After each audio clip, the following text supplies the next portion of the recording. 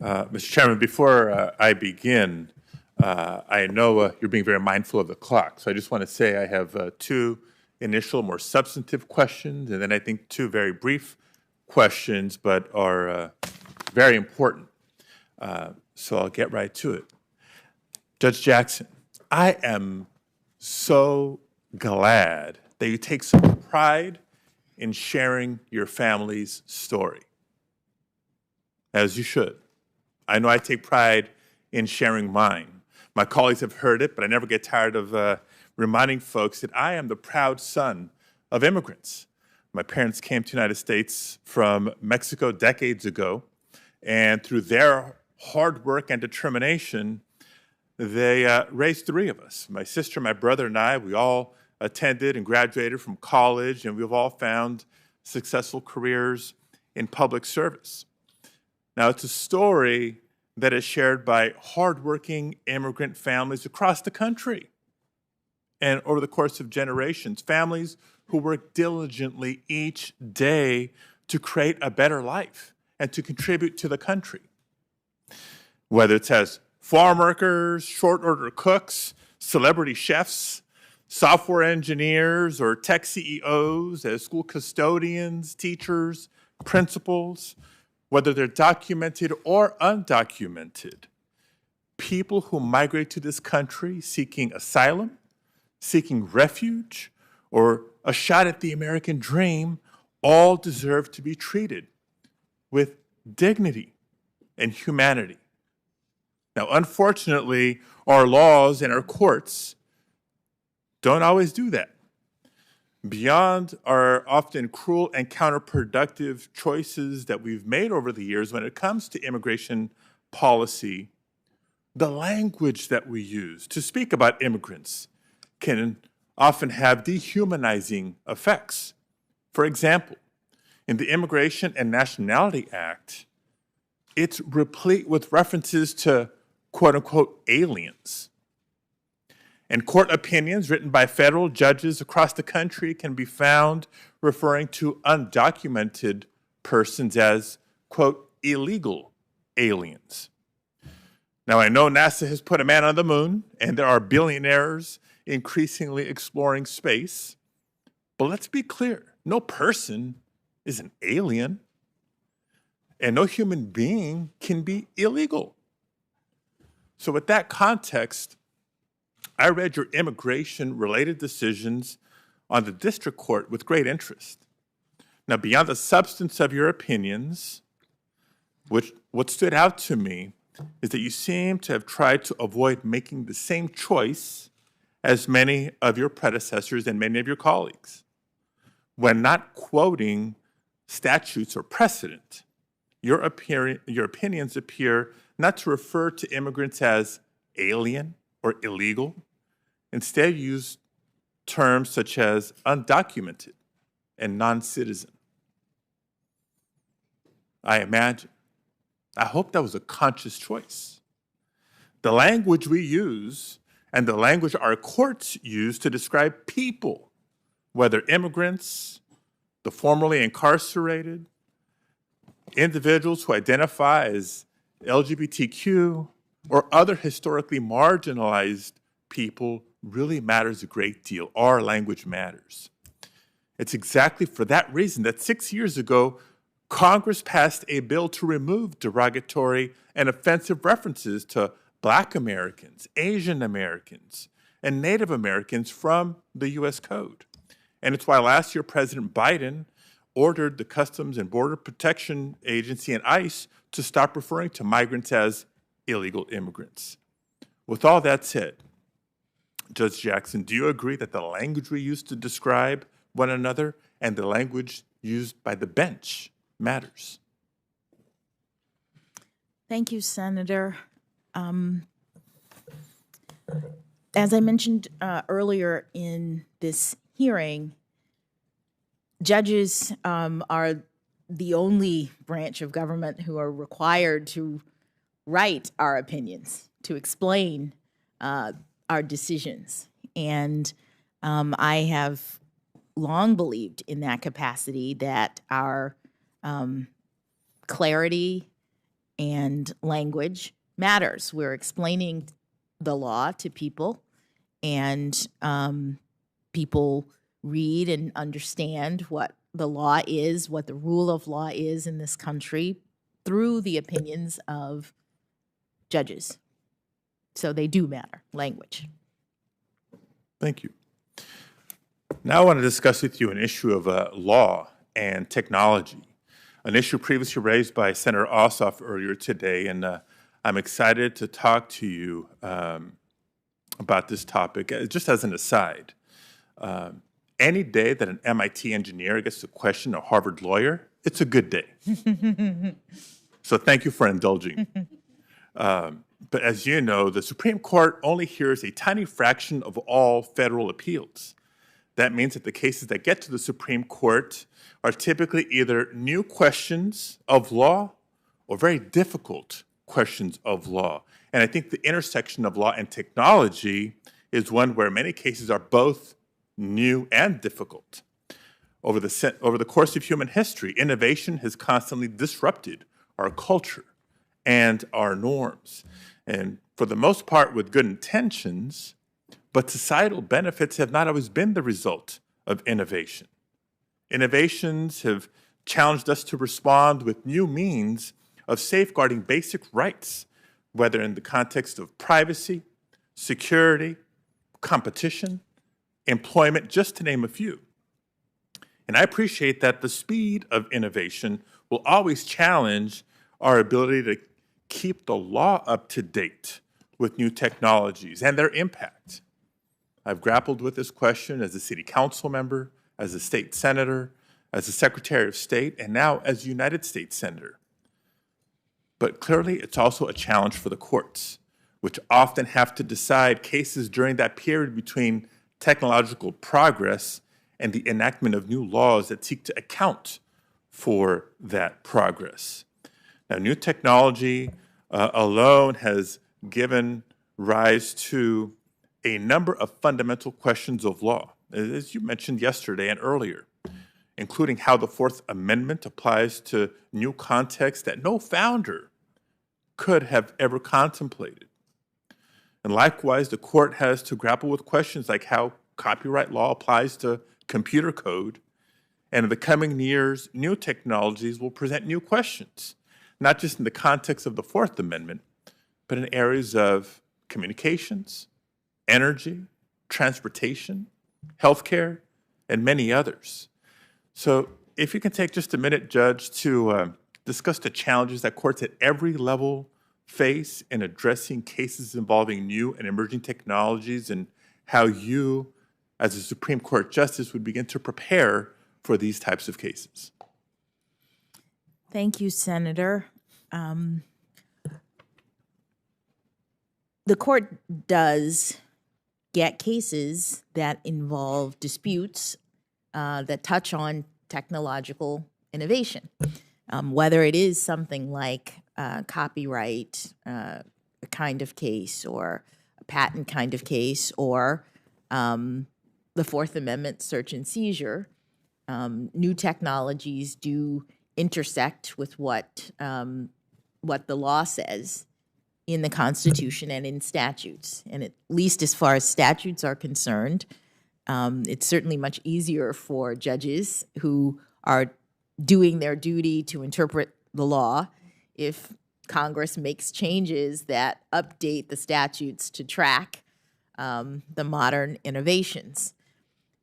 What happens with constitutional interpretation is similar to what I described earlier about cases in which the court analogizes back to the time of the founding concerning the principles in something like search and seizure, what qualified as a search that violated the Constitution when those words were written, and then determines whether that same kind of violation is at issue with respect to the technology today.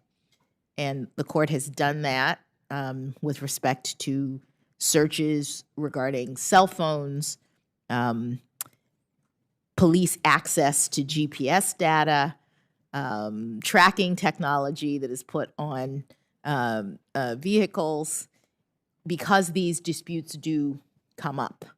And so, so I'll take this opportunity to encourage Congress to help us by ensuring that new technologies are addressed in statutes that we interpret. You're absolutely right. Both judges and members of Congress are never done doing more homework and learning, hopefully. Judge, on Monday, which at this point feels like so long ago, I suggested in my opening statement that by the end of these hearings, America would know just how qualified you are to serve on the Supreme Court.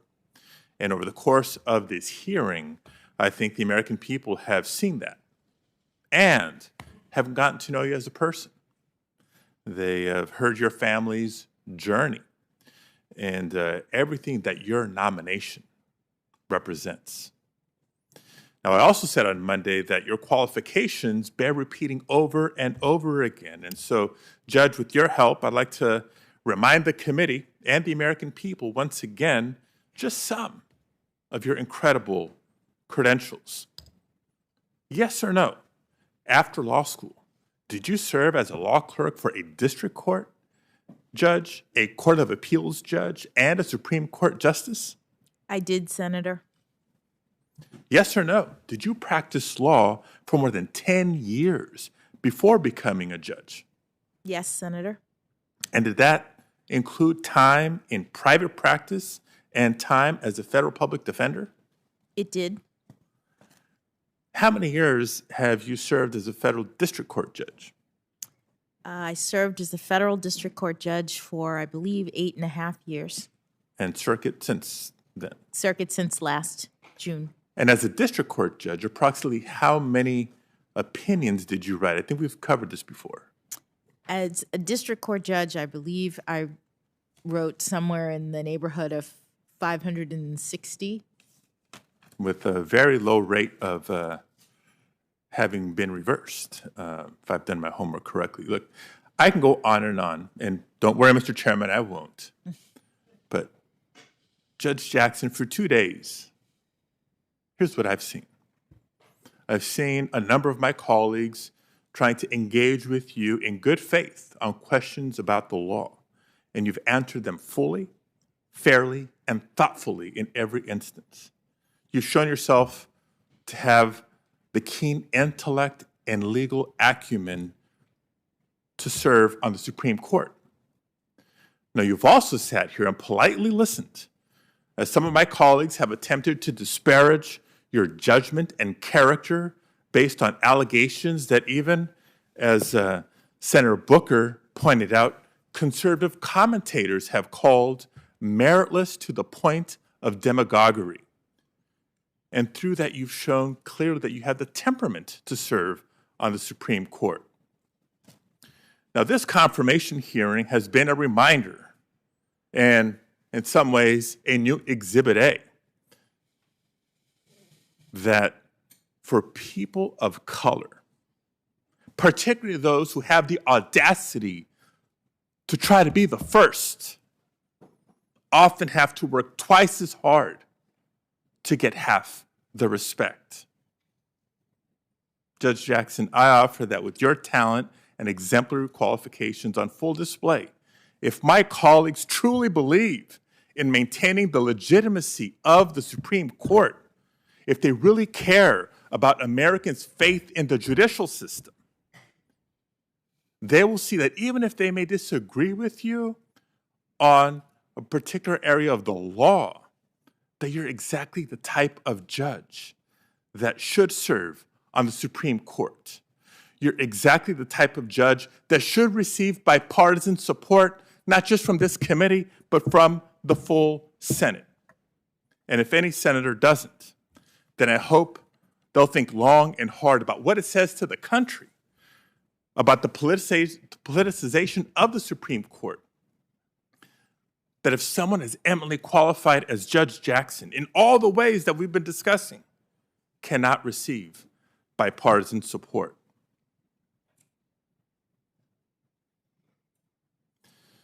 Judge, and there's just a couple minutes left, and I'd like to ask you just one last question.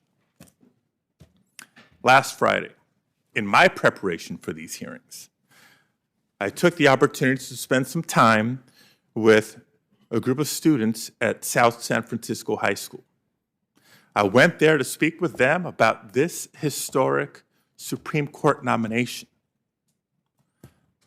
and to speak with them about you.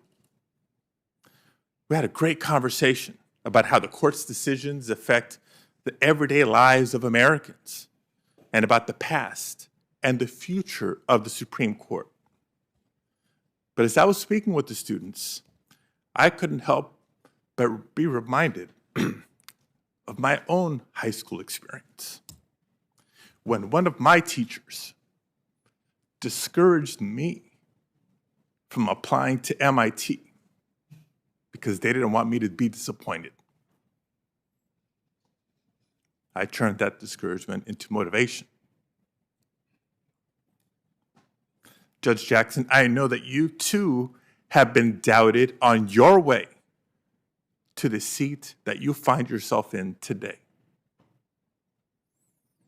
Even over the last 3 days of this hearing, your experience and qualifications have been called into question by some, despite your clear, lengthy record of talent, achievement, and accomplishment.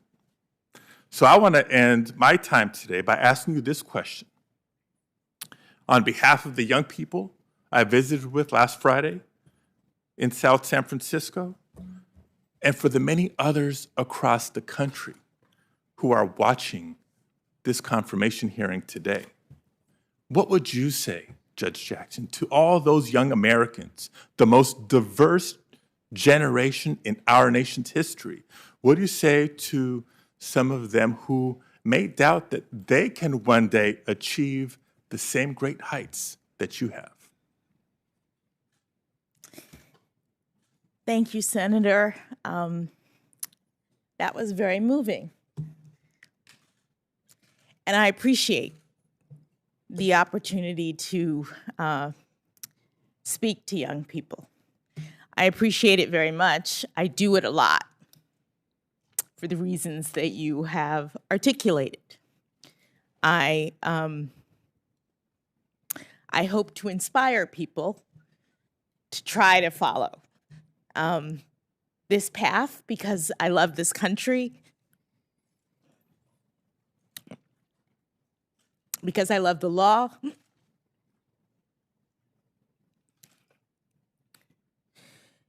because I think it is important that we all invest in our future. And the young people are the future. And so I want them to know that they can do and be anything. And I'll just say that I will tell them what an anonymous person said to me once. I was walking through Harvard Yard my freshman year. As I mentioned, I went to public school, and I didn't know anything about Harvard until my debate coach took me there to enter a speech competition, and I thought, this is a great university. It was basically one of the only ones I'd seen, and I said, maybe I'll apply when I'm a senior. But I get there, and whoa, so different. I'm from Miami, Florida. Boston is very cold. It was rough. It was different from anything I'd known. There were lots of students there who were prep school kids like my husband, who knew all about Harvard, and that was not me. And I think the first semester I was really homesick. I was really questioning, do I belong here? Can I make it in this environment? And I was walking through the yard in the evening, and a Black woman I did not know was passing me on the sidewalk, and she looked at me, and I guess she knew how I was feeling. And she leaned over as we crossed and said, "Persevere."